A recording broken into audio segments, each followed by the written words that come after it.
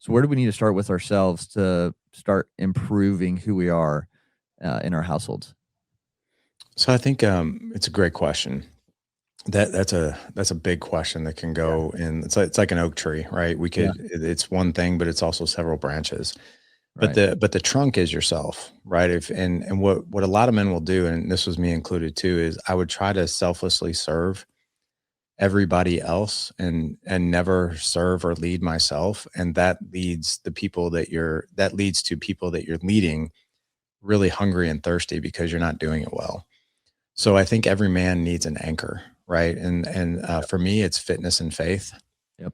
And so if I am not doing those two things literally on a daily basis, I'm in my Bible every single day. I'm Awesome. moving my body every single day. And if I don't do that, I don't feel good in my spirit. I don't feel good in my body. Therefore, I'm not going to feel good in my mind. And the output of that is my energy and my leadership. Yeah. So, like right before we hit record today, my 20-year-old called me and asked for advice on what he could get from Chipotle because he's trying to be fit. And he just got a inline body scan. He's a bit more overweight than he wants to be. But the one thing I do take pride in is like I have to emulate the man that I want my young men to be.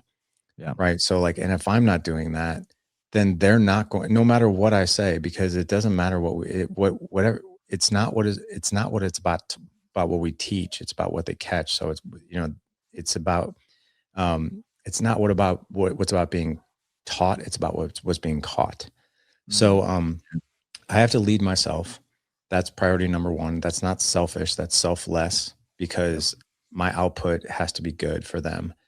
The second thing, my second, first of all, it's God, Yeah. and it's then leading myself and then leading my marriage.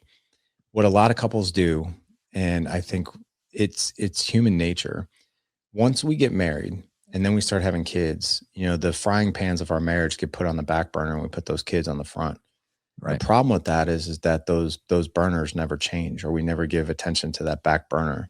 Mm. And we think that we're doing the right thing by prioritizing the kids. And when I say priority, they're like a fraction of a fraction of a fraction, underneath my wife. It's not like I come home and, oh, I know you have a broken leg, but me and mom have a date. You Right. know what I mean?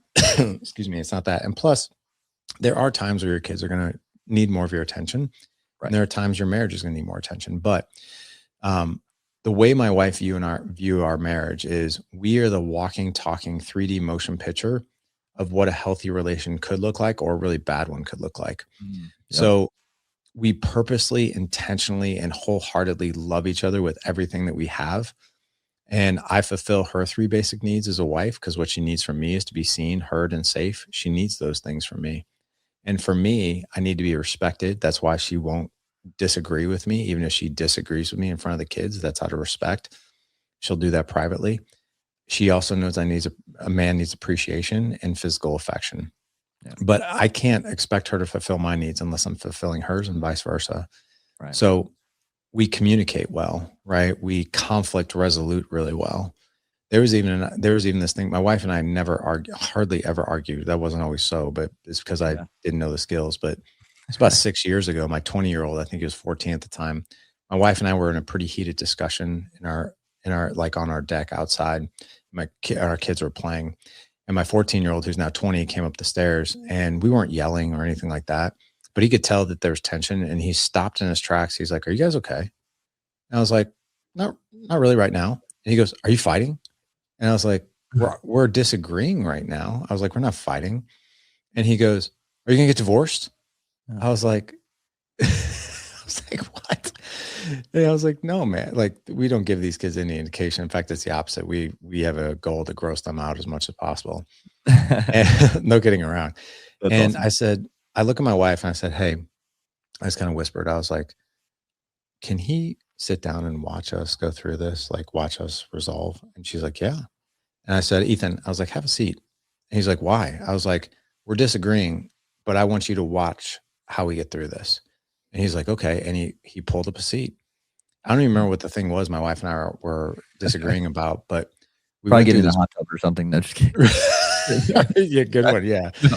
Um, but anyway, after we resolved everything, And it wasn't, me being right or her being right. It was us. It was a win-win situation. That's what we always go for. Yeah. And I looked at him and I was like, "What did you see?" And he goes, "That was pretty cool." I was like, "What was cool about it?" He goes, "Well, you didn't yell at each other." I was like, "We don't yell at each other. That's one of our boundaries and expectations of each other, that even in a disagreement, we talk as calmly as we are right now. What else did you notice?" And he's like, "You guys were holding hands." I was like, "Yeah, we hold hands when we disagree." I was like, "What else?" He goes, "No one talked over the other person. You guys listened to each other." I was like, "Yeah." I was like, "What else?" And he goes, "You came to an agreement at the end." I was like, "That's how you resolve conflict." And so, like, I want our kids to see that kind of stuff because that's how they learn. And luckily now, 6 years later, he's got a long-term girlfriend who's 2 years. My 18-year-old's been dating the same girl since eighth grade. But I look at these two relationships and they're really actually like mature and healthy. And they haven't told me this, but they've told my wife like that the reason that they're better in relationships is because they've watched mom and dad. But they've never told me that. I would love for them to tell me that, but they haven't. But I think you've got to prioritize that marriage and lead within that marriage. And then the third element is obviously leading the kids, right? And I'm a big proponent of when I lead my kids, I lead them through questions and not lectures Mm, because I want them to articulate the things that might have been wrong, what they're going to do about it, how they're going to solve a problem, whatever that problem is. I resist so badly wanting to jump in and just tell them what to do. right. But by me leading them is leading them through questions so they can articulate and be critical thinkers. Mm. Yeah, I like that one a lot. And that's something I try to do, even my kids being young, is let them try to like figure things out or like not necessarily just come right to the rescue. Like if they're trying to reach something and they can safely, like there's a way for them to safely do it. I'm like, well, how do you think you could maybe get to that book or Yeah. get to that toy or whatever it is? Do you think there's a way you could do it? And like let them kind of process through and see them. And most of the time they figure it out. It's just cool to kind of see that. And I think, with your wife and you, I think communication just in general, you and your spouse, you and your kids, you and your coworkers, you and your friends, like communication, I feel like is becoming, I don't go too dramatic, but like a lost art almost because everything's online. It's so easy to just send something without repercussions or actually seeing a person's face when you say it. I think people are forgetting how to actually communicate and have disagreements or be upset without attacking, right? Yeah. Um, and so that's something to really, I think a lot of people need to focus on, even if they don't have kids or even if they're not married. Where's communication? Where are the pieces of communication that we need to really focus on in today's world that have been kind of forgotten about?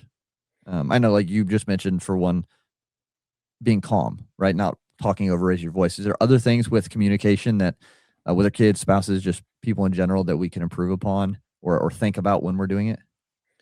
So, absolutely. So in our groups, like we teach a lot of these tactical skills, and like I Mm, also lead like a marriage cohort where, I teach 11 tactical skills on how to create, an extraordinary marriage.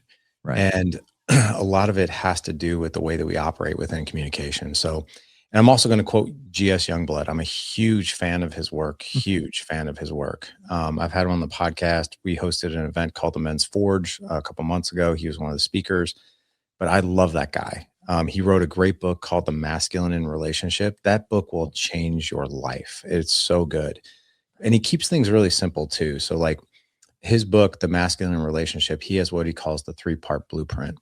Okay. One is respond versus react, right? Mm, So no matter what is coming your way, right? Because anything can be kind of triggering. Let's just take a conversation with your wife, right? She could be venting about something, like it could be the kids, her girlfriends, like something. We sometimes get triggered by that and we react to it. And sometimes, like I'm working with a client right now, he's very reactive. Like he's so reactive. He takes everything personally. Like one of the biggest lifts I'm trying to teach him is like, you can't take these things personally. yeah. He's like, what if it's like about me? I was like, it's the same rules. I was like, so you have to be responsive. Like you have to, like one of the skills that I teach in that course is creating an environment of psychological safety. And that sounds like an academic term, which it kind of is, but what is that? Psychological safety is if you've ever been in a conversation with somebody and you just gush, and then like after you leave, you're like, oh my God, like I can't believe I said all that. Like, and you text the person like, sorry, I probably said too much. And like that person provided an environment that was free from shame, blame, pain, and guilt. And that's Mm. really, you can learn to manufacture that environment where people are going to freely talk about things. And one of the things I talked about on Bernthal's podcast is that's so important when you're raising kids, because kids are going to go through really, really dark times. And Yep. if you are not their go-to, like the example that I used, and in the past year, I've had to become my oldest son's and my second son's um, 3 a.m. call. Mm. And not because they were drinking too much or anything like that. It just, they were in a situation and they had to get out of it. Yep. And, but your kids are going to have, let's just take drinking or doing drugs. They're going to be at a party, 17, 18 years old. They're going to have that phone in their hand and they're going to be like, well, do I call dad or do I roll the dice and Mm. drive home? I've always told my kids, but you've got to put those reps in to create Yep. psychological safety. So the second element after being calm is lead with structure, right? And leading with structure doesn't necessarily mean you're going to solve the problem. You're going to have a very fruitful conversation with guidelines and boundaries, right? And then the third element is what I just said, which is provide safety, right? So let's just take, for instance, a woman who's venting, right, about Sure. something. Let's just say it's the kids. As soon as she's venting about something, we immediately want to go in and fix the problem. Like, well, you Right. should do this, you should do that. Like, well, have you thought about doing this? And I always use the word should as like you're shoulding all over somebody, right? And nobody likes that. Like my wife Right. has this super tight relationship with her mom, like they're really, really tight. But even in that feminine relationship, my my mother-in-law, bless her heart, she's the greatest mother-in-law on the planet. I love her to death. She's basically like my mom. I've known her for 30 years, but if my wife goes to her and talks to her about something, she gets met with, well, Jessica, you should be doing this and you should be doing that. Why aren't Right. you doing this? And she always starts everything with, well, Jessica. And so she is very guarded about some of the topics that she'll talk about with her mom. Instead of fixing things or all over somebody, you want to validate, just simply validate where they're at. And validation just sounds like that sounds really frustrating, like really frustrating. Like in your situation, I don't know anybody who wouldn't be frustrated. So tell me more about that. What's going on? And when you do that in conversation with your wife, and I also teach attraction and polarity, Mm. you become the most attractive man in the room. And Yep. but this is a minefield for men because we're thinking like, I know exactly what to do. I don't know if you've ever seen the YouTube video of It's Not About the Nail. Have you ever heard of this? Yeah. Okay. So Yeah. like it's a perfect example. It's a minute and 42-second video, but every man should watch that video because it's so true. The guy's literally telling her she's got this nail sticking out of her head and she's complaining how she's got a headache and snagging her Yeah. sweaters and she can't sleep. And he's like, well, pull the nail out. She's like, it's not about the nail. And she gets really fiery and frustrated. And finally he's just like, okay, I'll listen. What is it? And she keeps going on and on. And he's looking at her like she's nuts. But then he's like, that sounds really hard. And then she melts. And it's obviously exaggerated because it's meant to be Right. funny, but those Mhm. same rules do apply. So when you validate somebody else's emotions, and then you normalize it by saying something like, anybody be frustrated in that situation. And then when you say, tell me more versus like, why do you feel that bad? Or why are you so angry? It's not that big of a Mhm. deal because that's what we want to do sometimes. When you say, tell me more, that's an invite and they're going to keep talking. The more that they are talking and the more that you're intently listening, the more attracted to you she is, the more polarity you have, the more you're actually leading, quite frankly, in that space than what you think.